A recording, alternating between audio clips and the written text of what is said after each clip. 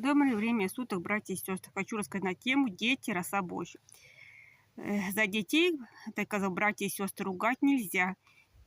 И как говорил один отец, что хватит, у меня всего хватит. Говорят, переживают некоторые дети, а у меня денег мало, не хватит. Ты сказал, не переживайте, все будет хорошо. У меня вот тоже первого ребенка много чего не хватало. Были знакомые хорошие, они отдавали и кроватку, и коляску.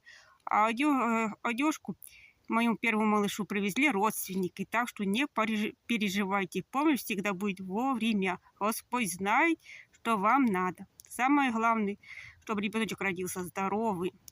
Есть такая молитва. Найдите, пожалуйста, в интернете. Молитва беременной женщины о будущем ребенком.